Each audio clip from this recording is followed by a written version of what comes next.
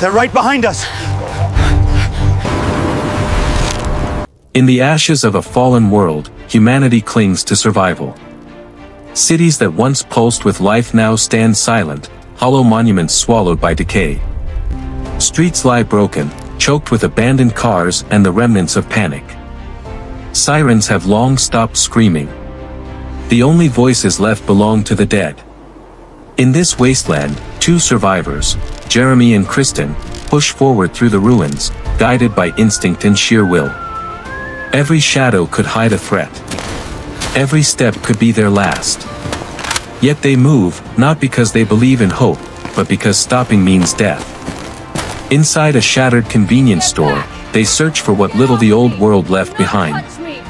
Dust hangs thick in the air.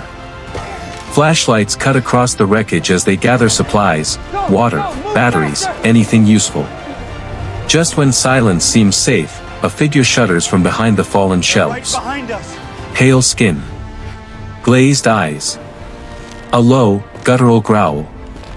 The first zombie lunges, and the air erupts into chaos. Steel meets flesh.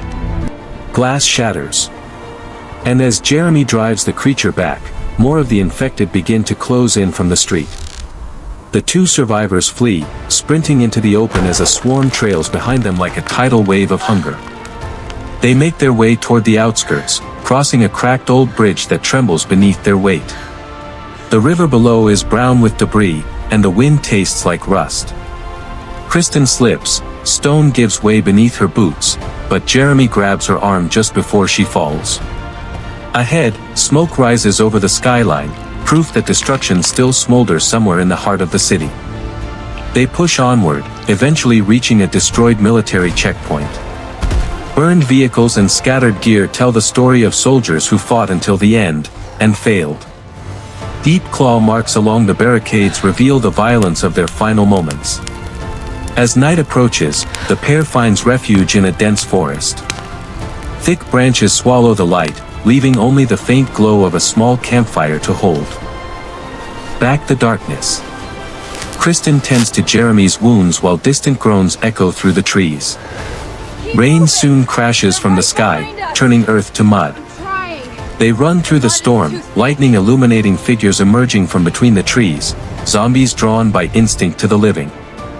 They escape into an abandoned farmhouse, barricading themselves inside just before the infected slam against the walls. Down in the basement, they discover a map, a radio, and a message carved into a plank of wood, "Safe Zone, North." With renewed purpose, they repair an old generator to broadcast a signal, hoping someone might still be listening. But the moment the lights flicker on, the zombies return, pounding through doors and shattering wood. The survivors barely escape as the house collapses behind them. At sunrise, they follow an overgrown highway toward distant mountains. There, they encounter a lone survivor armed with a crossbow. After a tense standoff, he lowers his weapon and offers help.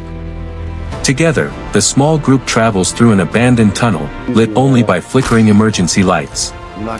From the darkness above, fast-crawling infected drop down, forcing a frantic, desperate battle for survival. The tunnel opens into a vast, open field, sunlight warming their faces for the first time in days. And there, on the horizon, stands the safe zone, steel barricades, watchtowers, and the promise of survival. But reaching it will not be easy. As they approach the gates, a massive horde emerges behind them. Gunfire erupts. The ground shakes under the weight of the undead.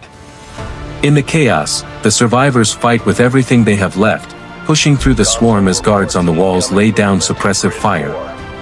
With a final burst of strength, Jeremy, Kristen, and their new ally make it to the gates just as soldiers pull them inside. The heavy doors slam shut. Silence follows, a silence filled not with fear, but with relief. Inside the safe zone, they find a community rebuilding from them. Ashes, people learning to live again despite the horrors outside the walls. As the sun rises, bathing the settlement in gold, the survivors stand together, knowing the world is still broken, but not beyond saving. Their journey isn't over. The dead still roam the land.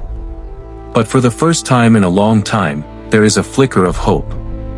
And in a world ruled by darkness, hope is the most powerful weapon of all.